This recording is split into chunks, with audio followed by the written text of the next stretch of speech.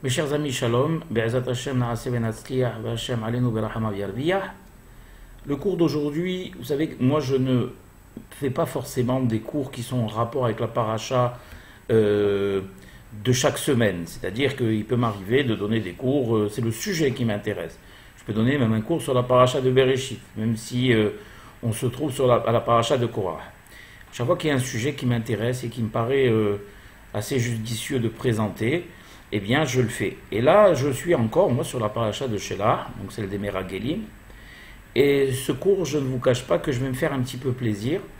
C'est un cours qui est assez profond, car c'est un cours c'est un sujet qui va être traité par le Zohar, donc c'est le côté du Sod de cette paracha. Alors je n'ai pas choisi le côté des explorateurs, comme ça se fait habituellement, c'est le sujet central. Vous avez tous, connaissez tous cette paracha de Shelah. Kadosh Baruch Hu ordonne, entre guillemets, à Moshe Rabbeinu d'envoyer des explorateurs, et on connaît l'histoire, ils sont revenus, ils ont médit sur la terre d'Israël, et à ce titre, malheureusement, le Ham Israël a payé le prix fort, et la sentence d'Akadosh Baruch Hu est que le peuple devra rester 40 ans de plus dans le désert et ne pourront pas rentrer directement en terre d'Israël. Quant à ces Meragelim, donc aux explorateurs, les 10 explorateurs de chaque tribu, un pour chaque tribu, un an pour chaque jour qu'ils ont mis à explorer la terre, c'est-à-dire comme ils ont mis 40 jours, Akadosh Baruch Hu a puni le peuple, et la sentence a été de 40 ans, Hachiamutu Kol Pigrechem Bamidbar, jusqu'à que toute cette génération de fauteurs, donc, à partir de 20 ans jusqu'à 60 ans, périssent dans le désert et ne puissent jamais voir la terre d'Israël puisqu'ils en ont douté. Et les Meragelim, quant à eux, ont été punis, une maguefa un peu spéciale, et c'est pas c'est pas le sujet du cours, on va dire. Moi, ce qui va m'intéresser, c'est l'épisode après, quelques pesukim après, c'est celui du Mekoshesh Haetzim, c'est-à-dire, on va dire en termes simple, le ramasseur de bois. Qu'est-ce que c'est cette histoire du ramasseur de bois? Alors, vous savez que dans la Torah, il y a deux façons d'expliquer. Il y en a même 4. C'est le Pardes. Pshat, Maz, Drash, Sod. Pshat, c'est la façon textuelle d'expliquer, simple d'expliquer la paracha. Et vous allez en augmentant le Rmaz, le Drash, et la façon la plus profonde d'expliquer la paracha, c'est bien sûr selon le Sod, selon le Zohar HaKadosh. Et c'est ce que je vais expliquer. Je vais parler de ce Mekoshesh Haetzim, expliquer qu'est-ce qu'il vient faire déjà après la faute des explorateurs. Vous savez que dans la Torah, quand un sujet est juxtaposé à son précédent, ou qu'il précède un sujet qui vient par la suite, c'est qu'il y a forcément un rapport entre les deux. La Torah est d'origine divine, c'est la traduction selon notre portée de la Mahashava, donc la pensée du Créateur. Et donc, à ce titre, il n'y a pas une syllabe, une lettre, un mot en plus. Et bien sûr, il n'y a jamais de hasard au niveau de la juxtaposition des sujets. Et c'est pour cela, donc, qu'on a le droit, et il est légitime de se poser la question, ce que vient faire un épisode qui nous paraît un peu anodin. Alors, on va déjà expliquer. C'est quoi le Mekoshesh Haetzim? C'est quelqu'un qu'on a attrapé le jour du Shabbat, en train de ramasser du bois. Et vous savez qu'à Shabbat, il y a 39 travaux qui sont interdits. Vous allez dans ma Masechet Shabbat, ils sont tous détaillés. Et celui qui est Mehalel Shabbat, donc qui enfreint le Shabbat, avec une hatra'a, c'est-à-dire avec un avertissement, quand on le voit faire un travail interdit à Shabbat et qu'on l'avertit et qu'on lui dit que ce travail est interdit à Shabbat et que malgré tout il persiste, alors il est Hayav Mita, il est condamné à mort, et la condamnation pour quelqu'un qui est Mehalel Shabbat, c'est la lapidation, la Sekila. Donc qu'est-ce qui s'est passé avec ce Mekoshesh Haetzim? Alors il y a 3 explications au niveau du Pshat. Quelle a été sa faute? La première des explications, dans Masechet Shabbat, d'ailleurs c'est ramé, à la page 96 Amoud Bet, il est marqué quelles sont les fautes qu'il a enfreint. La première, il y a eu trois avis. La première, c'est chez Evir et Haetzim Arba Amod Birshut Arabim. Vous savez qu'il est interdit à Shabbat de passer d'un reshoot à un autre. Hein, si par exemple on est chez nous à la maison et qu'on fait sortir un objet à l'extérieur, eh bien on enfreint Shabbat. Ce qu'on appelle faire passer un objet sur une distance à partir au minimum d'une distance de 2 mètres d'un espace privé à un espace public ou d'un espace public à un espace privé. Et c'est ce qu'il a fait lui. Ils disent, le premier avis, c'est qu'il a transporté ces arbres justement d'un espace mirshut lirshut, d'un espace à un autre, arba amot. Donc déjà, ça c'est le premier avis. Le deuxième avis, ils disent shetala shotam, c'est-à-dire qu'il a arraché ces arbres, ils étaient plantés. On ne va pas parler d'arbres, de grands arbres, ça doit être des arbrisseaux ou des buissons ou quoi que ce soit d'autre. Donc il les a arrachés et c'est interdit, bien évidemment. Aussi, c'est une mélacha qui est interdite à Shabbat d'arracher une plante ou d'arracher un arbre. Et le troisième avis, c'est qu'il les a ramassés. Il les a ramassés en le sens où il a fait ce qu'on appelle des tas. Ce qu'on appelle en hébreu Isur Me'amer. Faire des tas, c'est un Melechet Shabbat, on n'a pas le droit de ramasser et de faire des tas. Donc, de ces 3 avis, dans les 3 cas, de toutes les façons, il était fautif, il était Hayav Mita. Mais, nous, ce qui va nous intéresser, c'est le côté ésotérique, et non pas le côté exotérique. C'est le sod de ce sujet qui nous paraît totalement étrange et qui nous paraît être un détail au milieu des centaines d'événements qui se sont passés et pas les plus heureux pour le Ham Israël. Qu'est-ce que vient faire cette histoire au milieu? Alors, il y a certains hachamim qui nous disent qu'il avait fait, on va dire, et l'identité de la personne, pour la plupart des hachamim, et le Zohar, il est aussi de cet avis, c'est l'Ofhad. D'ailleurs, on va parler de ses filles Ben Hefer, on va parler de ses filles après dans une paracha où il va y avoir, on va apprendre d'ailleurs toutes les lois de la transmission et de l'héritage, puisque comme leur papa était décédé, il a été lapidé, donc comment ça se passait au niveau de la suite des choses, qu'elles avaient le droit d'épouser, si l'héritage restait au sein de la tribu, etc., etc. Et donc, ce que nous expliquent les Hachamim, c'est qu'il a fait les choses, les Shem Shamayim, c'est-à-dire avec un but pour être Mekadesh et Shem Shamayim, c'est-à-dire pour sanctifier le nom de Dieu. Dans quel sens? Le Ham Israël a été puni, on le sait, et à ce titre, il devait rester 40 ans dans le désert. Alors, Tzelophrad s'est dit la chose suivante.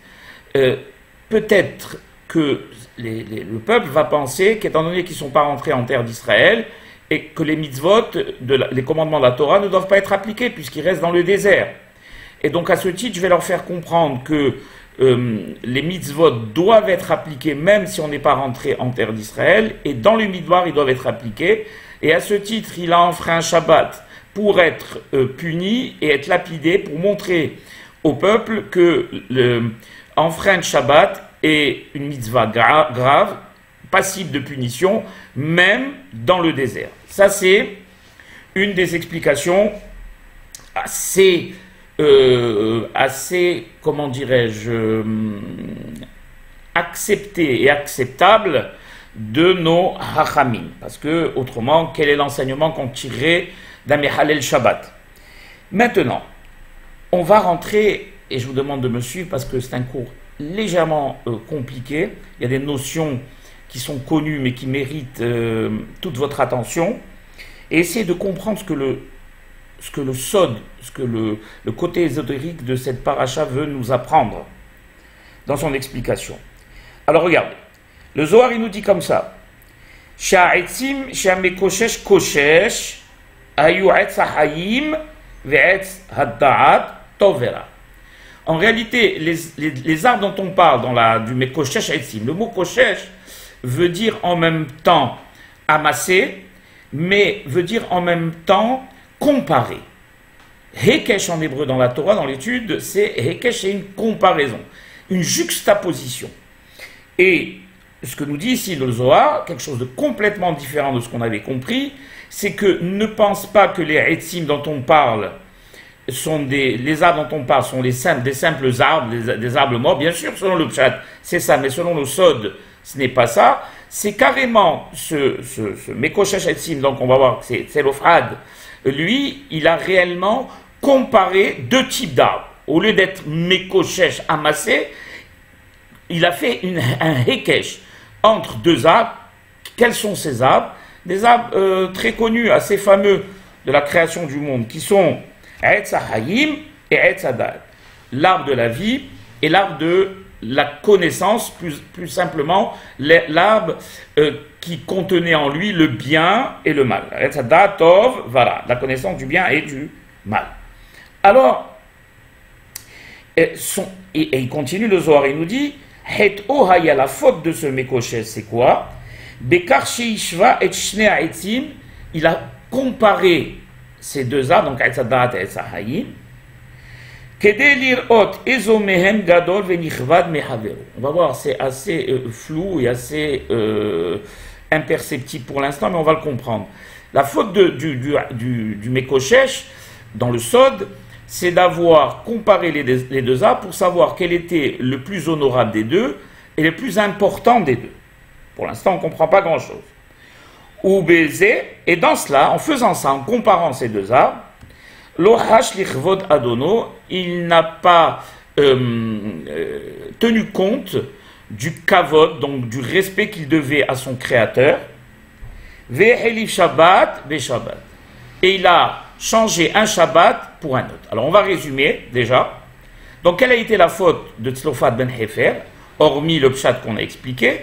C'est qu'il a juxtaposé les deux arbres, donc Etz HaHayim et Etz HaDaat, pour essayer de les comparer, essayer de définir quel était celui qui était le plus important des deux, en ne tenant pas compte du respect qu'il devait à son créateur, en l'occurrence à Kadosh Baruch Hu, et également, en dernière chose, le Zohar nous dit qu'il a changé un Shabbat pour un autre. Bon, alors, qu'est-ce que ça veut dire? Donc pour cela, on va être obligé de paraphraser ce que dit le Hacham, parce que c'est assez difficile et je ne peux pas me permettre de sauter des termes pour qu'on puisse comprendre dans les profondeurs ce qu'a voulu nous dire ce tzaddik, ce grand Hacham. Il dit comme ça, que ce monde-là qu'on connaît, le monde dans lequel nous vivons, avec tous ses composants et ses composantes, est là que pour dévoiler, je l'ai dit dans pas mal de mes cours, le kavod de Akadosh Baruch Hu. Et qui dit kavod, on dit ratson, la volonté. Hein, comme on dit, kvodo shel adam ou retsono, c'est-à-dire le ratson d'Akadosh Baruch Hu dans la création du monde, puisqu'Akadosh Baruch Hu n'a besoin de rien. Et que tout ce qu'il fait, il y a un but derrière, comme il dit à Kadosh Baruch Hu lui-même, je n'ai créé ce monde et ses composants que pour dévoiler ma grandeur et mon kavod et ma toute-puissance. C'est le seul but de ce monde-là. Donc, il dit comme ça, le tzaddik. Donc, comme il est marqué d'ailleurs, on le lit dans le Teilim, Hashamayim mesaperim kevod el. Les cieux nous relatent, nous racontent, nous décrivent la grandeur de Akadosh Baruch Hu. À chaque fois qu'on verra un événement naturel ou quelque chose de grand ou de petit dans la nature, eh bien on verra au travers la grandeur et la toute-puissance du Créateur. Et il continue et il dit que celui qui fixe de manière intelligente et qui réfléchit au niveau de la complexité, d'ailleurs les plus grands Mahzerim B'Tchouva aujourd'hui, qui sont le Rav Zamir Cohen, qui sont le Rav Yossi Mizrahi, qui sont le Rav Amnon Yitzhak, et plein de grands rabbanim, pour être Mahzim, pour ramener les gens à la Tchouva, des gens qui sont des Hilonim, donc des laïcs, la plupart des fois, justement, si vous voulez, les premiers cours sont basés justement sur la comparaison Torah et science, comparaison entre l'univers qu'a créé Akadosh Baruch Hu, les merveilles de cet univers, et qui, justement, pour relater et expliquer qu'un monde aussi complexe ne pouvait pas, contrairement à ce que de moins en moins d'ailleurs de scientifiques disent, avoir été créé de manière fortuite, de manière naturelle. toutes ces théories qui tombent une après l'autre, même celle du Big Bang est en train de tomber, sont là pour nous montrer qu'un monde qui est, on n'a pas le temps, il faudrait des cours entiers sur ça, réglé de manière aussi extraordinaire, ne serait-ce qu'un petit détail sur des millions. Si on prend le Soleil qui est qui a une distance très précise de la Terre, et qu'on sait, et que ce Soleil, on le sait, la Terre tourne autour de ce Soleil en 365 jours, avec des ellipses extrêmement précises au micronième près, et que si la Terre s'écarte ne serait-ce que d'un degré de sa trajectoire, eh bien on retourne à l'ère glaciaire. Ou si on se rapproche ne serait-ce que d'un degré, j'exagère peut-être, eh bien on est tous carbonisés. Comment on peut expliquer dans un univers aussi immense qui peut s'étendre sur des millions et des millions, pour ne pas dire des milliards de kilomètres, que ce Soleil soit exactement là où il doit être par rapport à la Terre, alors qu'il avait tout l'espace de l'univers pour se trouver, et il se trouve exactement là où il faut, à la température, à la distance qu'il faut pour permettre aux êtres humains. Et ça, Rabotaï, c'est quoi? Pourquoi je vous dis ça? Pour que vous compreniez, c'est un détail, un infini détail. Je pourrais rester avec vous des jours et des jours à vous donner les preuves que cet univers est tellement complexe et tellement fait de manière intelligente qu'il est sûr que ce n'est pas la nature qui peut être à l'origine de sa création. Et donc c'est ce qu'il dit ici, quand on regarde avec intelligence, on étudie les sciences, on va voir dans tout, au travers de ça, Hakadosh Baruch Hu, l'intelligence qui est un. Il n'y a pas, on ne peut pas sonder l'intelligence qui viachol, si on peut employer ce terme, du Créateur. Elle est insondable, son intelligence. Donc, comment, quand on observe justement cette complexité de cette création, comment on voit des millions d'espèces qui se nourrissent les uns, qui nourrissent les uns les autres, il y a une interaction de ces millions d'espèces. Comment l'homme, comme on dit, Mifsari Hezeloka, déjà la complexité de la biologie humaine, ne serait-ce que ça, comment l'homme a été créé de manière, comment c'est complexe, son système visuel, son système digestif, son système cellulaire, son cerveau, etc., etc. Cette complexité extraordinaire qui ne peut que révéler la grandeur de Hakadosh Baruch Hu. Il est bien évident que biologiquement, jamais on n'aurait été réglé de cette manière.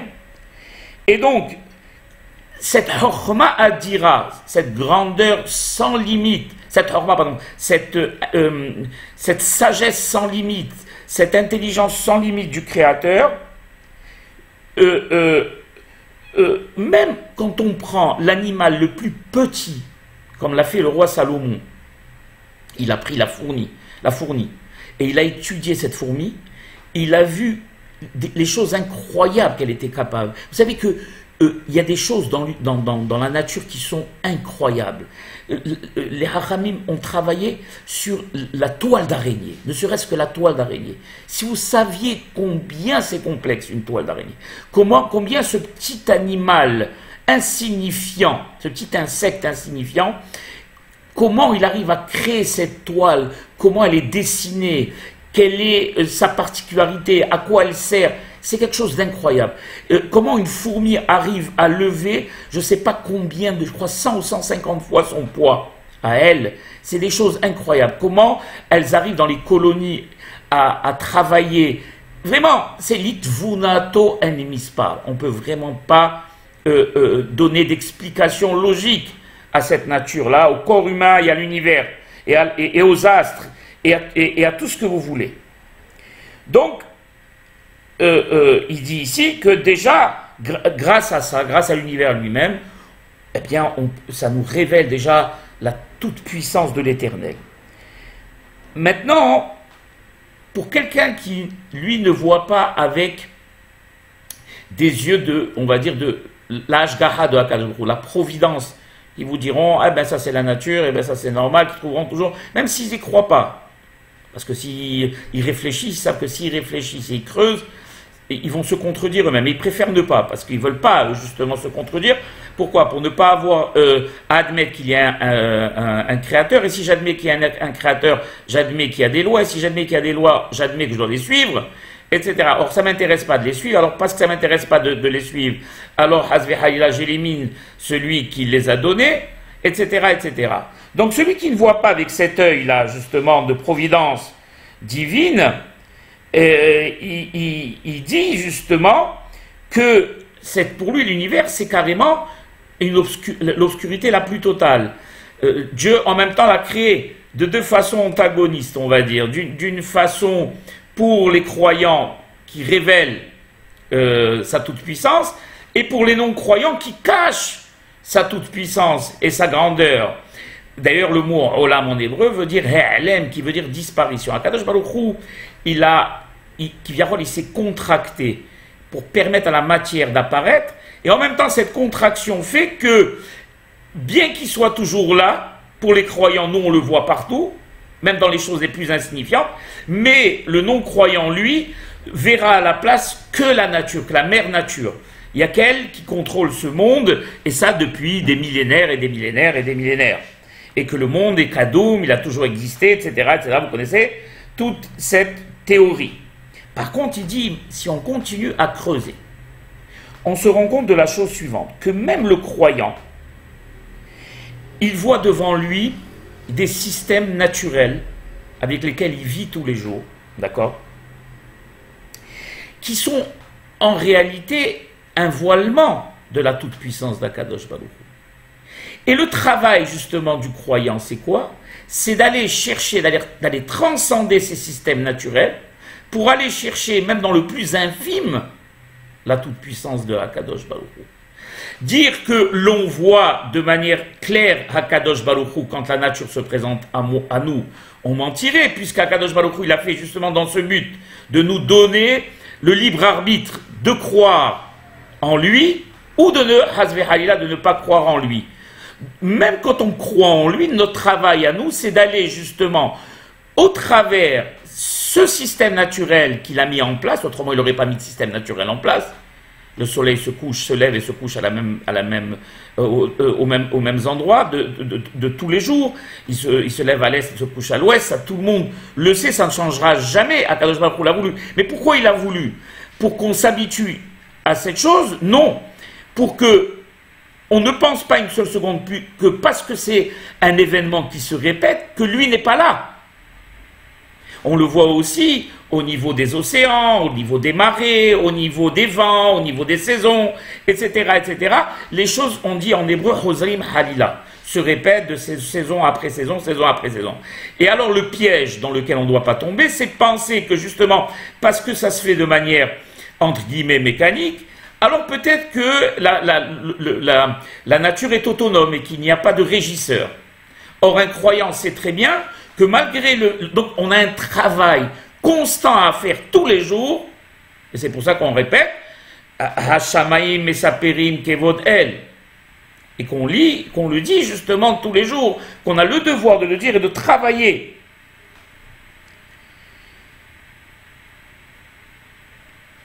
Et on arrive bien sûr donc à la conclusion, quand on est croyant et qu'on regarde avec un œil de croyant et qu'on croit à la providence divine, qu'il n'y a aucune possibilité à l'univers, aux humains, aux briotes, donc aux êtres vivants qui y vivent, de se mouvoir ou d'évoluer sans sa volonté à lui, sans son bon vouloir à lui.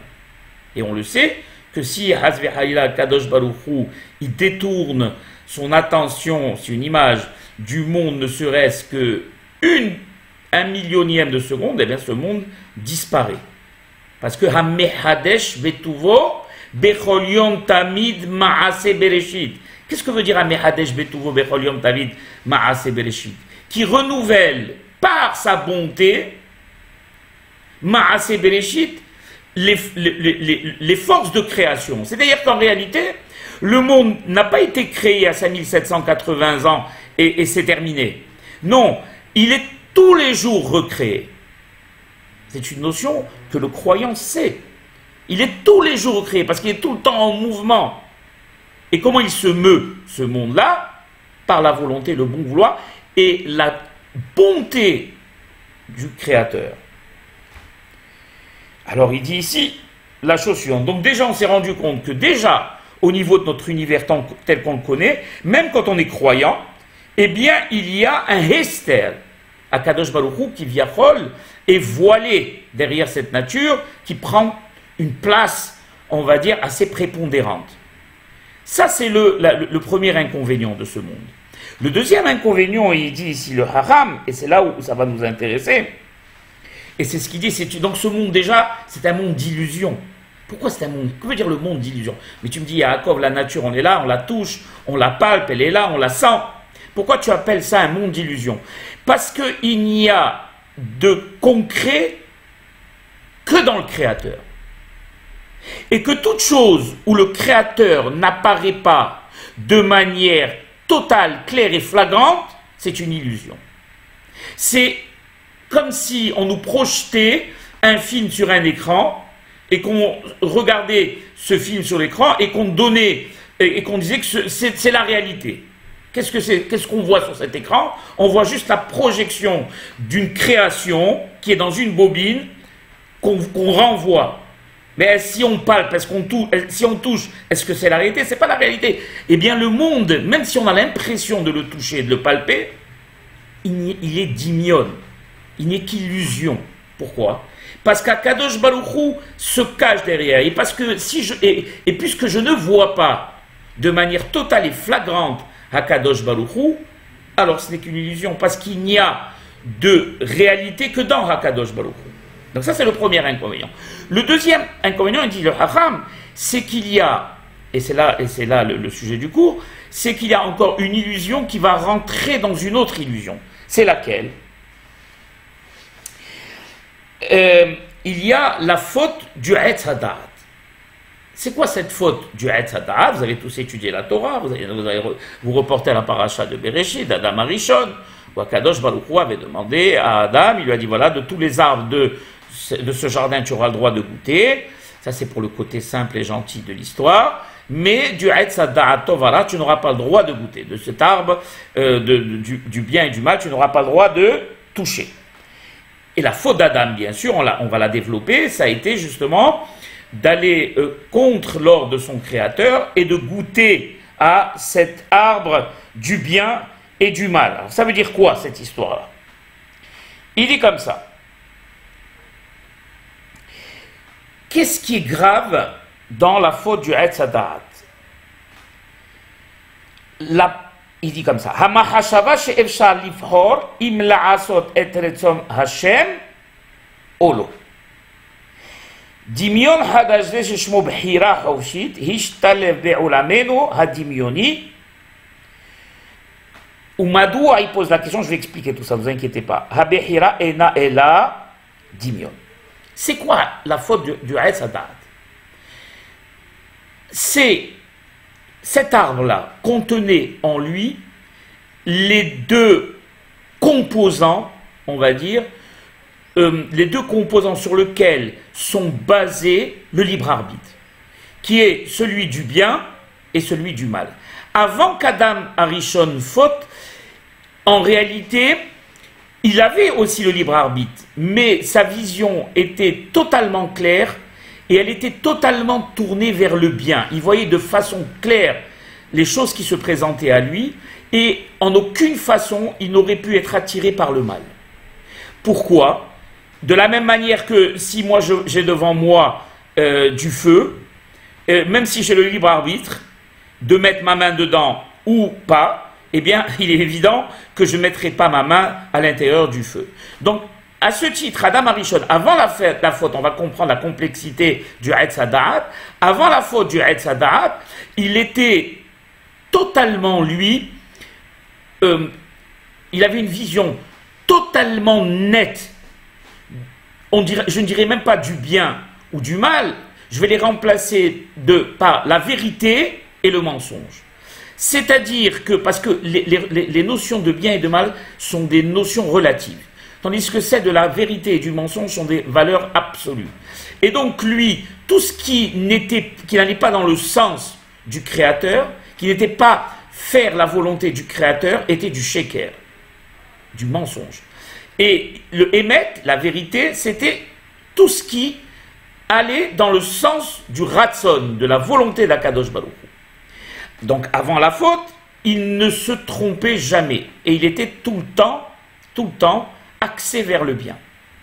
Malgré le libre arbitre qu'il avait. Quand il a consommé du fruit défendu, du Etz Hada'at Tovera, le bien et le mal qui étaient deux composants qui étaient à l'extérieur de lui et qui lui permettaient d'avoir une vision claire, puisqu'elle ne faisait pas partie de sa personnalité au niveau des décisions, eh bien sont rentrés, l'ont pénétré, et à partir du moment où ils l'ont pénétré, ils sont devenus une part de lui. Donc dans chaque décision qu'il doit prendre maintenant à partir de cette faute, eh bien il y aura toujours ces deux critères. Et il ne saura jamais de manière claire si la décision qu'il a prise est totalement bonne ou s'il y a à l'intérieur du mal, ou si, dans le cas contraire, il y a du bien. Donc, c'est ce qu'on appelle le hirbouv, un mélange entre ces deux notions, et c'est les notions avec lesquelles on vit tous les jours. Et, il dit ici le haram, la deuxième illusion, c'est quoi? C'est, on va le comprendre, c'est de pouvoir penser qu'on a le libre arbitre. Mais qu'est-ce que ça veut dire de penser qu'on a le libre arbitre? On a le libre arbitre, on a le choix entre le bien et le mal. Mais on va se rendre compte que ce libre arbitre, en réalité, n'est qu'une illusion. C'est encore une fois une manière déguisée que nous a présentée à Kadosh Baruch Hu pour nous faire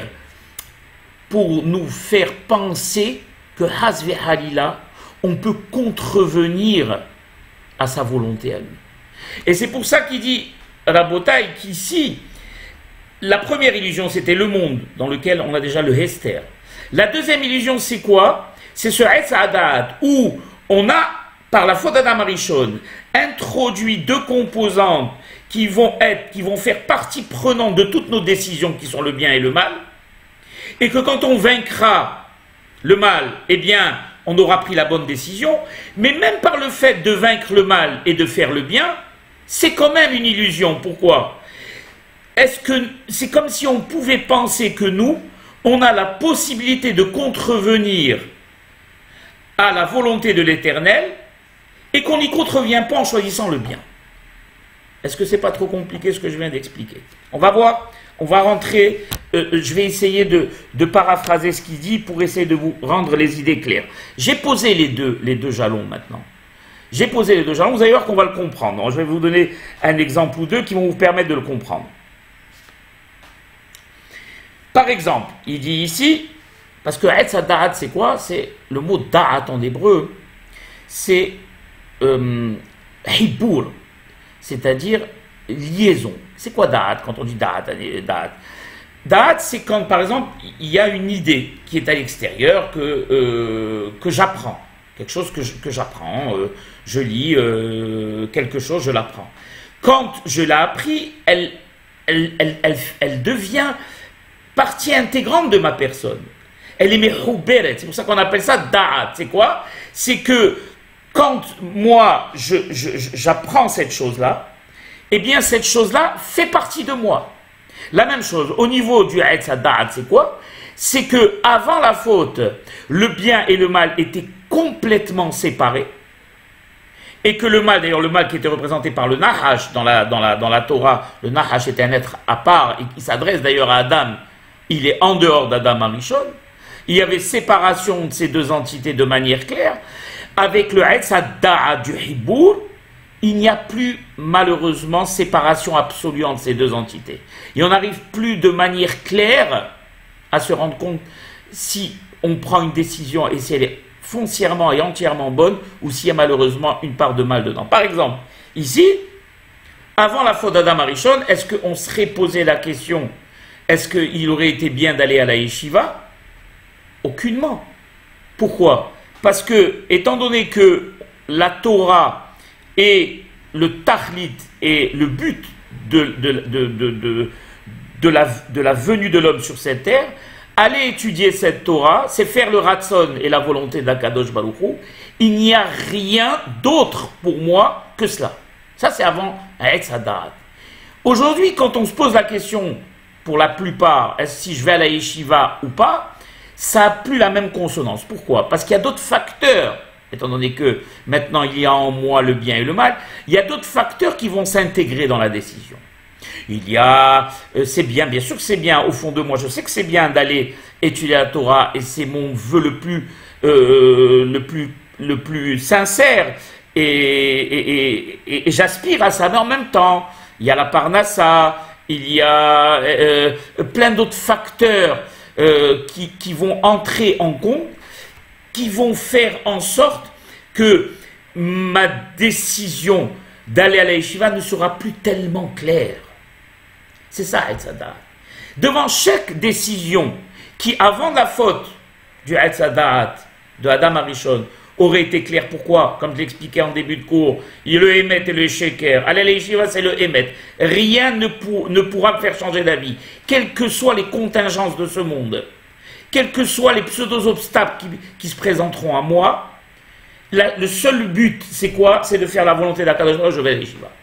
Aujourd'hui, il n'y a plus de Emet et de Sheker. Il n'y a plus de bien total et de mal total. Il y aura toujours, même dans le bien, un peu de mal, et même dans le mal, un peu de bien. Et donc, aller à la yeshiva, c'est bien, mais à partir du moment où il y a un mais, alors on est maintenant dans la faute du Etz Hadat, à la bataille. Et il dit, l'Ichora, c'est Ma'avak Hiyuvi. Réellement, c'est un combat positif, ça. De se poser la question et de combattre tous les jours le mal et de le vaincre. Et c'est en ça la grandeur de l'homme. C'est en ça que l'homme se distingue des autres êtres, même des anges. Contrairement à ce qu'on pense, l'ange n'est pas un robot, Rabotai. L'ange a aussi le libre arbitre. Mais étant donné que sa vision à lui, elle est comme celle d'Adam Arishon avant la faute, où il voit de manière claire que sa seule raison d'être à lui, c'est de faire la volonté d'Akadosh Baruch Hu. Donc il n'y a aucune chance qu'il puisse aspirer au mal. La même chose ici, on dit maintenant qu'on a la possibilité de pouvoir justement se battre contre tous les jours contre ce mal et de le vaincre, eh bien, ça paraît être une bonne chose. Et c'est justement ce qui distingue l'homme par rapport aux autres êtres et aux bêtes qui, eux, n'ont pas de libre arbitre. Autrement, eh bien, on aurait été quoi? De simples robots qui auraient été programmés depuis le début pour faire ou le bien ou le mal. Donc, en quoi on aurait eu un sachar si on avait fait le bien, et en quoi on aurait été puni si on avait fait le mal. Et d'ailleurs, cette notion de Behira, et donc du libre arbitre du bien et du mal, est une notion concrète. Autrement, pourquoi est-ce qu'on construirait des prisons? Puisque si on avait été des robots et qu'on n'aurait pas pu faire autre chose que le mal, pourquoi est-ce qu'on nous punirait? Et si on n'aurait pas pu faire autre chose que le bien, pourquoi est-ce qu'on nous récompenserait? Et pourquoi la Torah se fatiguerait, entre guillemets, à dépenser de l'encre sur des centaines de Pesukim qui nous disent ce qu'on a le droit de faire et ce qu'on n'a pas le droit de faire? Si on nous dit ce qu'on a le droit de faire et ce qu'on n'a pas le droit de faire, c'est qu'on sait qu'on a le pouvoir de le faire ou de ne pas le faire. Si on était des robots, on ne nous aurait pas dit ce qu'on avait le droit de faire ou ce qu'on n'avait pas le droit de faire. Donc on voit que c'est un système qui a été mis en place, qui est concret. Alors pourquoi l'appelle-t-on système illusoire? On a expliqué, parce que ça nous donne l'illusion de pouvoir penser qu'on peut contrevenir ou aller contre à la volonté de l'Éternel. Vous allez comprendre comment ça s'articule.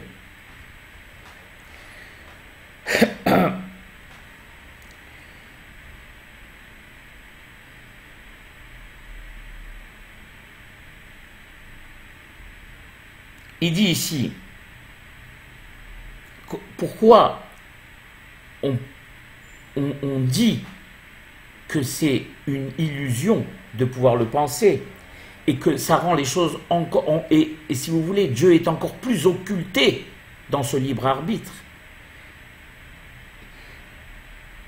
C'est vrai que faire la volonté de Hakadosh Baruch Hu et dévoiler le kavod de Hakadosh Baruch Hu, c'est de choisir le bien. Mais, le fait, dans cette notion du libre arbitre, de pouvoir réfléchir à le faire, c'est là où Rabotai, il y a illusion. Laissez-moi vous expliquer pour que vous compreniez. Par exemple, j'ai le roi d'Angleterre qui donne l'ordre à son général, au général Nelson, d'attaquer la France, par exemple. Un exemple qui est sorti comme ça. Et le général, donc, prend l'ordre, l'étudie, va dans son quartier général et se met à réfléchir. Est-ce qu'il y va de mon intérêt d'attaquer la France? Peut-être qu'il serait plus judicieux d'essayer d'être de leur côté.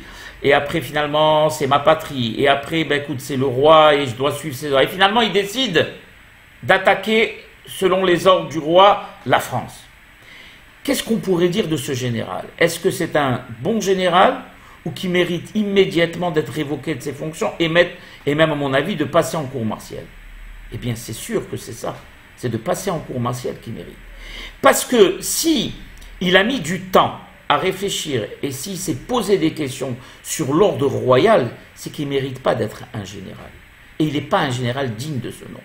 Donc il mérite la révocation immédiate, même s'il a pris après la bonne décision et il a attaqué la France et il a battu la France. Pourquoi? Parce qu'au départ déjà il s'est posé la question. C'est ça la bataille, ce que j'ai dit en début de cours, qui n'était pas concret, qui était abstrait, cette notion d'illusion au niveau du libre arbitre.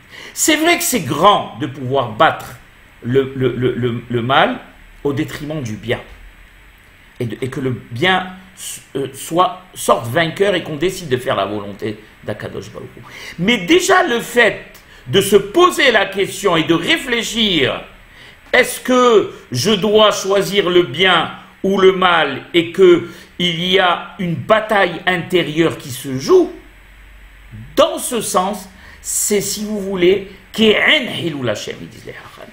C'est-à-dire, c'est un semblant de Hilul Hashem. Pourquoi? Parce qu'on a réfléchi, alors que normalement, on aurait directement dû choisir le bien. Or, malheureusement, après la faute d'Adam Arishon et les conséquences de cette faute, on n'a plus la possibilité de le faire de manière directe. On a un nouveau système qui s'est installé. On est passé du système d'avant la faute, qui était le système où on allait directement vers le bien et le Ratzon Hashem, au système de la bataille de ce monde-là, qui est une bataille continue et perpétuelle de tous les jours, où justement on a des situations qui se présentent à nous et qu'on doit choisir entre le bien et le mal.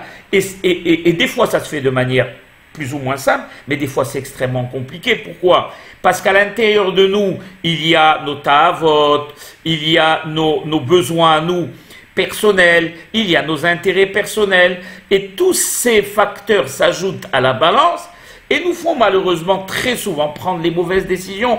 Pourquoi? Parce que réellement, on ne voit plus de manière claire ce qui est le Ratzon d'Akadosh Baruch Hu, mais il y a ce mélange à cette décision, nos intérêts à nous propres, les intérêts relatifs à notre bien-être, à nos avantages, à notre situation matérielle, à plein de facteurs qui sont en relation avec nous et qui trompent notre vision.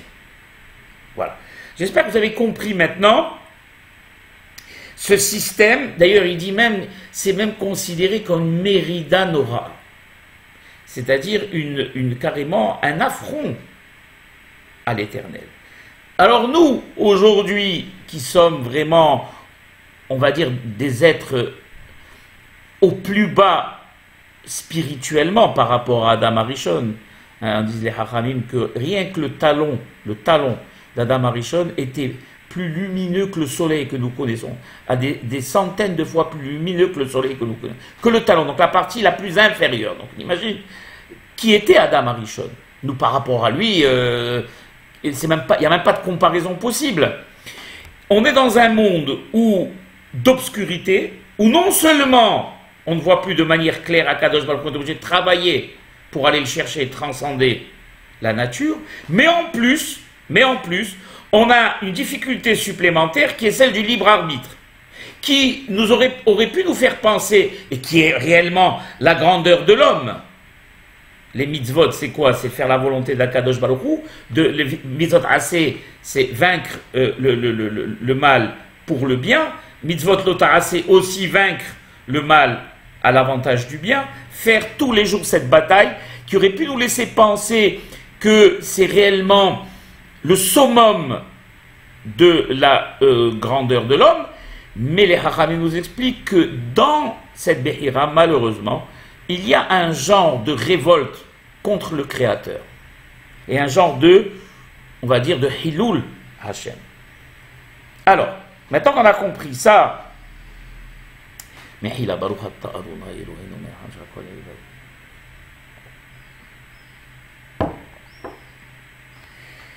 c'est justement, on va aller sur le Mekoshesh, c'est justement ce que disent les Hachamim dans la Mishnah,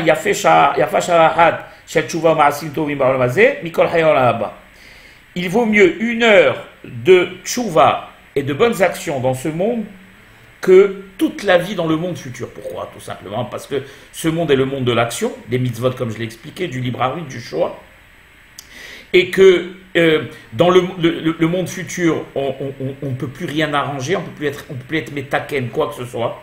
Et donc, le temps de réparation, il est dans ce monde. Donc, 1 heure dans ce monde est plus profitable de toute une vie dans le monde futur, où, dans le monde futur, on ne peut plus rien arranger. Et donc, on ne peut plus gravir les échelons spirituels. Mais en même temps, qu'est-ce qu'elle nous dit, la Mishnah?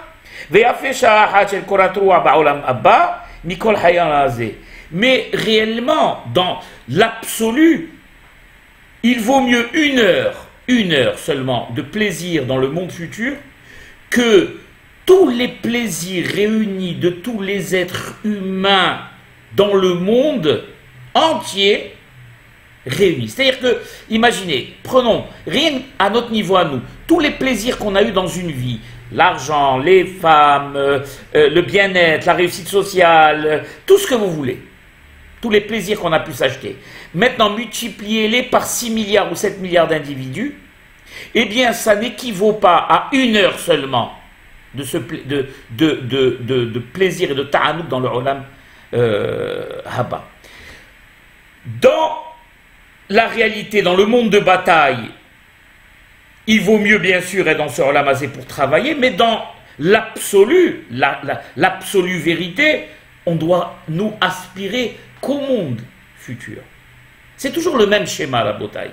C'est-à-dire que on a ça Olam Hazé au Traklin, c'est un couloir ce monde-là, pour accéder au palais qui est le prosdor, pardon, sur Olam Hazé c'est un prosdor, pour accéder au Traklin. C'est le prosdor, c'est un couloir pour accéder au Traklin qui est le palais, donc qui est le Olam Haba. C'est toute notre aspiration à nous, c'est d'arriver dans un monde où on n'a plus de questions à se poser et on n'a plus de choix à faire. Et qu'on voit de manière claire la toute-puissance et la magnificence de Hakadosh Baruch Hu.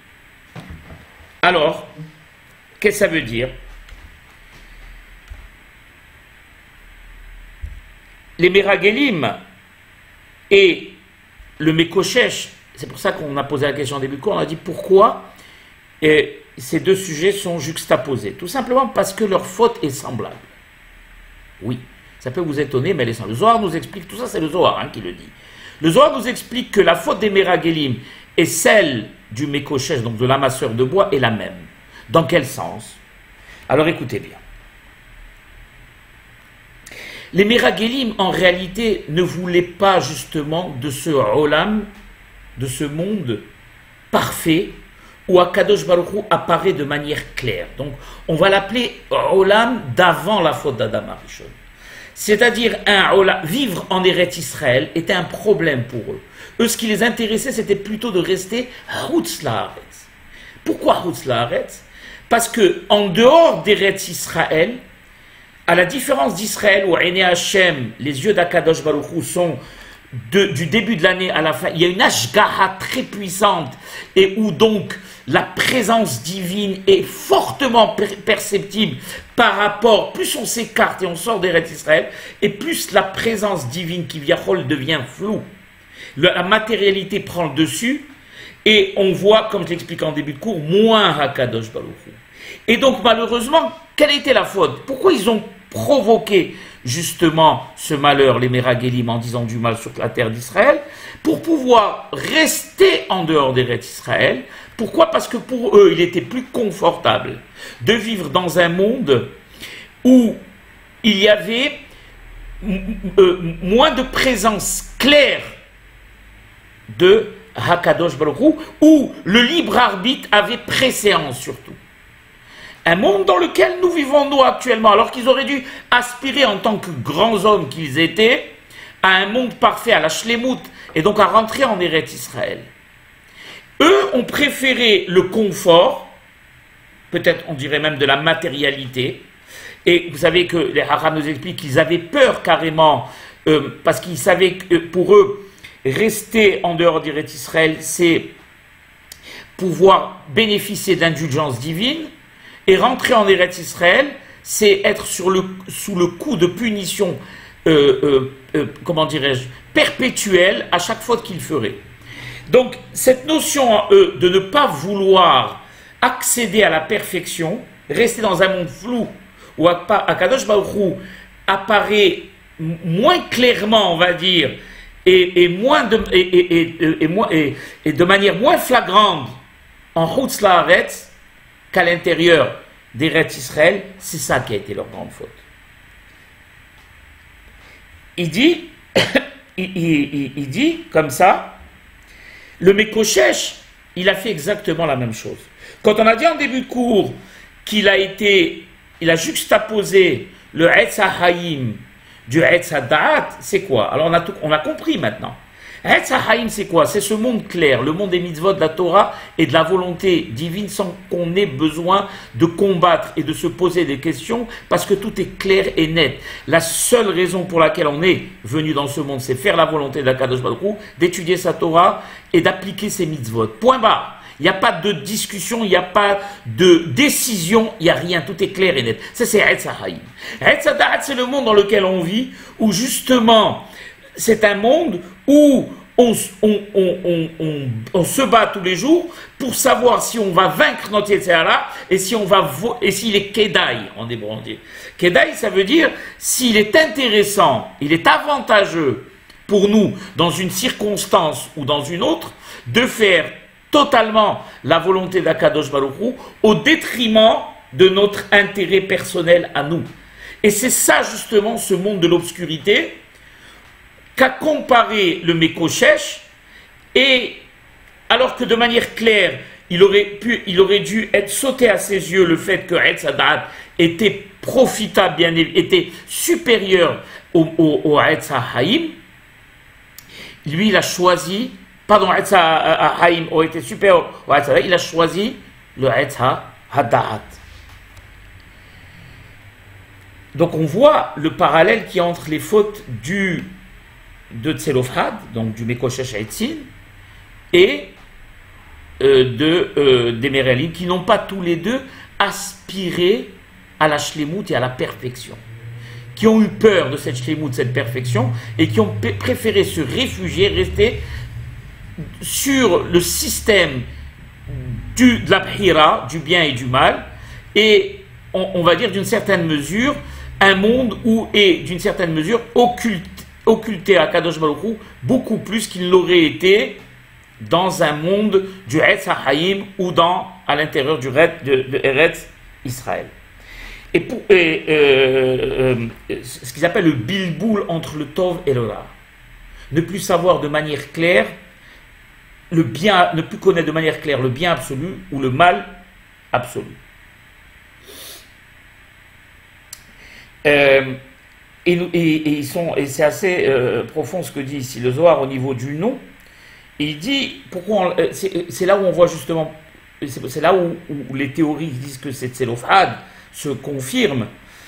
euh, vous savez que celui qui a été à l'origine de la faute de Adam, c'est le serpent qui a d'abord séduit Hava de manière très maligne, et c'est Hava après qui a donné à manger à son mari.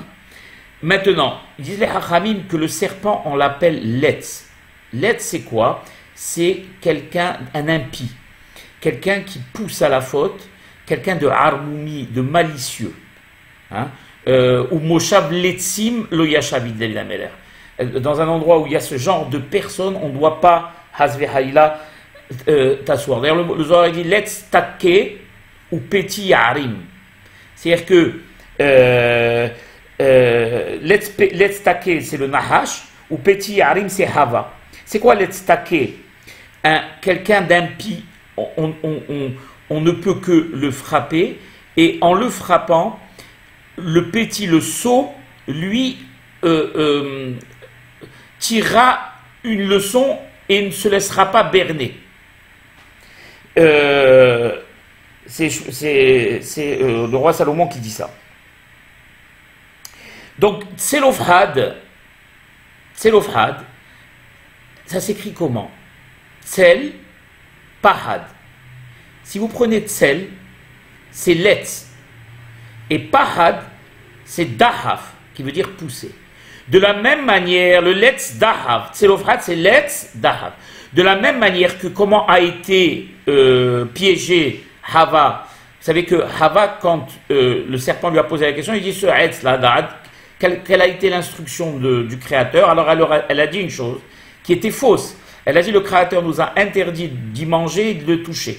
Or, alors que le Créateur avait interdit seulement de manger de ce fruit. Mais il n'avait pas interdit de le toucher. Elle a voulu faire ce qu'on appelle un seyag. Donc elle a voulu se protéger encore plus. Donc elle a dit au serpent, c'est pour ça que dans la Torah, on dit l'autosif et l'autotigrave et l'autosif. Tu n'as pas le droit d'enlever ou d'ajouter. Parce que dans les deux cas, tu tomberas dans le piège du Yetzirah. Donc, si tu ajoutes des humrot et des difficultés, déjà que c'est déjà qu'on fasse déjà les mitzvot qu'Akadosh Baruch Hu nous a donné, c'est un combat perpétuel, on le dit depuis le début du cours. S'ajouter des humrot, ça va nous faire tomber au contraire dans le piège du Yetzirah. C'est ce qu'a fait le serpent. Il lui a dit, donc l'Éternel t'a ordonné de ne pas toucher et de ne pas y goûter. Alors, il a pris Hava, il a poussé contre l'arbre. Et il lui a dit, ben, tu vois, tu es restée vivante. Donc si, en le touchant, tu n'es pas mort, donc en le goûtant, non plus tu ne mourras pas. Donc c'est pour ça qu'on dit Letz Dahaf pour Tselofhad, au même titre que Hava a été Dahaf, a été poussé contre l'arbre par le serpent, Tselofhad lui aussi a fait les mêmes erreurs. Il est tombé dans le piège du serpent et il a été Mekoshesh, Hekesh. Il a fait un Hekesh entre Etza Haïm et Etza Da'at et il a choisi malheureusement Etza Da'at. Et c'est pour ça qu'on dit l'Ohash, on a dit en début de cours, l'Irvot Kono, il n'a pas mis en avant et il ne s'est pas préoccupé du kavod de son créateur, qui est celui de faire sa volonté sans se poser de questions et sans tomber dans le système du Tov ou du Ra. Ça, c'est la première chose. Et la deuxième chose qui est intéressante, c'est, et c'est là où on voit justement le lien qu'on fait avec les Meraglim pour Tselofhad. Tselofhad, ça s'écrit Tsel Pahad. Tsel Pahad. C'est quoi Tsel Pahad? Quel a été le reproche qu'on a fait aux Meraglim et pour lesquels ils ont été punis? C'est qu'ils ont été saisis d'une peur terrible. Quelqu'un qui n'est pas Ma'amin, malheureusement, il est saisi toujours d'incertitude et de peur devant chaque événement qui se présente. Or, quand on est Ma'aminim, on est beauté à Bachem, ça nous renforce, même quand on se retrouve malheureusement devant des événements ou inexplicables ou qui nous paraissent incontrôlables, eh bien on s'en remet à Kadosh Baruch Hu et à Kadosh Baruch Hu nous sort toujours de ces problèmes. C'est ce que d'ailleurs, ça a été la réflexion de Caleb et de Yehoshua quand ils se sont dressés contre eux et qu'on dit Yachol Yachalnula, non, toi vous avez peur de ces peuples qui vivent à l'intérieur et qui sont des géants, etc., etc., etc. Mais nous, on est Bothim, on a confiance en Akadosh Baruch Hu. Et comme il nous a fait sortir d'Égypte, il nous permettra de battre ces géants et toutes ces peuplades. Donc, le reproche qu'on a fait au Meraglim, c'est quoi? C'est cette peur excessive qui a dénoté, qui a démontré leur manque de confiance en Akadosh Baruch Hu. Eh bien, c'est exactement la même chose pour Tselofhad. Tsel, Pahad.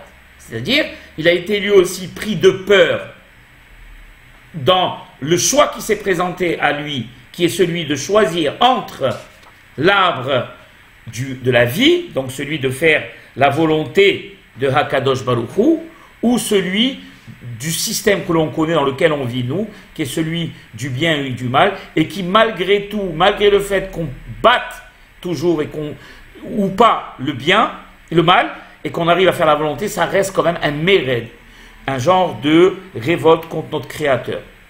Bon. Maintenant, la deuxième chose, c'est quoi? Ihlif Shabbat Beshabbat, il y a marqué.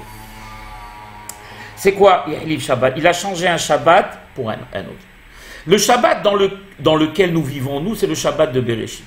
C'est quoi le Shabbat dans lequel nous on vit, qui est le Shabbat de Bereshit? C'est le témoignage qu'Akadosh Baruch Hu a créé son monde en 6 jours et s'est reposé le 7e jour. D'accord? Malgré tout, dans ce Shabbat, étant donné qu'il est dans ce Olam dans lequel nous vivons, il n'est pas parfait. Pourquoi? Parce que déjà, ils disent les Hachamim à l'époque d'Adam Arishon, parce qu'il a fauté Adam Arishon dans ce Shabbat Bereshit. Avant Shabbat, il avait déjà fauté. Et ils disent les Hachamim que le deuxième Shabbat seulement, déjà Adam Arishon est venu dans le premier Shabbat entaché par la faute. Et ce deuxième Shabbat, ils disent les Hachamim, Am Israël, aussi a fauté. Maintenant, ce Shabbat-là n'est et ne sera jamais le Shabbat, Olam Shekulo Shabbat. Ça sera toujours le Shabbat Bereshit, et le Shabbat Bereshit, malheureusement, porte en lui la faute, malheureusement, d'Adam Arishon. Et donc, il n'est pas, en ce sens, parfait. Parce que la faute, c'est quoi? C'est la possibilité de pouvoir penser qu'on peut aller contre l'Éternel, et donc ça occulte, malheureusement, la présence de l'Éternel. Par contre, le Shabbat, qu'on appelle Venisgav Hashem Levado, Olam Shekulo Shabbat, où il n'y aura plus, à la différence de ce Shabbat-là, aucun doute sur l'omnipotence d'Akadosh Baruch Hu, et on verra de manière claire Hakadosh Baruch Hu, qu'on ne se posera plus de questions à choisir le bien ou le mal, comme il dit, comme il est marqué une très belle phrase où Hakadosh Baruch Hu, il fait des ailes aux tzaddikim et il vole comme des aigles, bien sûr, et il flotte sur la surface de l'eau. C'est quoi? C'est le mal disparaît au fur et à mesure pour disparaître totalement. Il n'y a plus de sheker, il n'y a plus de possibilité de pouvoir penser qu'on peut aller contre la volonté d'Akadosh Baruch Hu. C'est ce qu'on appelle Yom Shekulo Shabbat. Un monde de perfection. Tzadikim atorotehem berosham venehenim izeva shechina, où c'est vraiment la paix totale. Eh bien, ce Shabbat qu'il aurait dû choisir Tselofhad, il ne l'a pas choisi. Et Helif Shabbat ve Shabbat, il a choisi le Shabbat de la création, qui est un Shabbat imparfait, malheureusement, porteur en lui d'un défaut. Et à ce titre, c'est pour cela qu'il a été blâmé. Ce Shabbat Elion, ce Shabbat magnifique, où Akadosh Baruch Hu trône en maître absolu, il trône actuellement dans ce monde en maître absolu. Mais à la différence que dans ce monde, malheureusement, on ne le perçoit pas de manière claire. Et pour le percevoir, on est obligé de travailler, de faire des efforts, de choisir. Dans le Olam Shekulo Shabbat, c'est un monde où Vaya Hashem Bayomahu Ehad Ushmu Ehad, il y aura un Yihoud, c'est-à-dire la réunion totale de toutes les forces qui tendront à aller vers Akadosh Baruch Hu. Le mal, Ubila Amavet Anetzah, il n'y aura plus de mort, qui est la correction justement de la faute, puisqu'il n'y aura plus de faute. Voilà.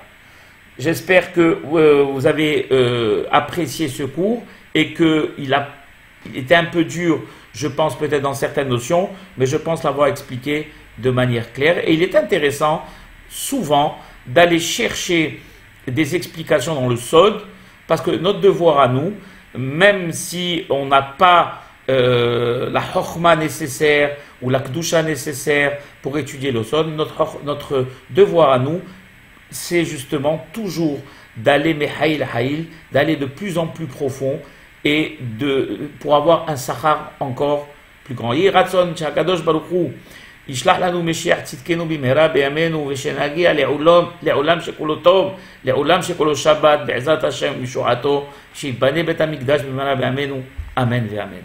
Merci mes chers amis et à très bientôt.